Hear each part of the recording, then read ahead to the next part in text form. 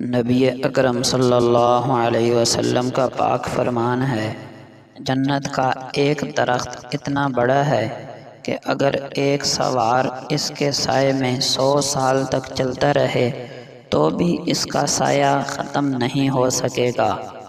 حضرت سعد رضی اللہ عنہ بیان کرتے ہیں کہ ہم لوگ نبی اکرم صلی اللہ علیہ وسلم کی خدمت میں حاضر تھے۔ آپ نے فرمایا، کیا تم روزانہ 1000 نیکیاں کمانے سے عاجز ہو؟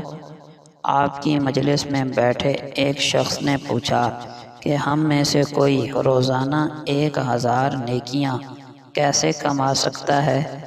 آپ نے فرمایا، وہ روزانہ 100 مرتبہ سبحان اللہ پڑھ لیا کرے، اس کے نامہ اعمال میں 1000 نیکیاں لکھ دی جاتی ہیں یا 1000 خطائیں معاف کر دی جاتی ہیں۔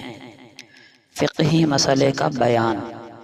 وضو میں جن اعضاء کا دھونا فرض ہے، ان میں بال برابر جگہ بھی کہیں سے خشک رہ گئی، مثلا ناخن کے نیچے آٹا یا لمبے ناخنوں کی وجہ سے نچلا خلا تنگ ہونا، انگوٹھی یا کنگن وغیرہ کا نچلا حصہ، تو ان صورتوں میں وضو نہیں ہوگا۔ قیمتی نصیحت کا بیان۔ فضیل ابن عیاض رحمہ اللہ فرماتے ہیں کہ ہمارے نزدیک ادب کی اصل اور بنیاد یہ ہے کہ انسان اپنی حیثیت کو پہچانے۔ زندگی میں نیک لوگوں کا ملنا بھی کسی نعمت سے کم نہیں ہے۔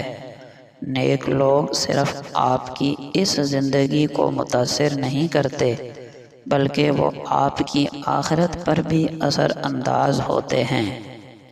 دنیا میں ہر شخص اتنا ہی پریشان ہے جتنا اس کی نظر میں دنیا کی اہمیت ہے۔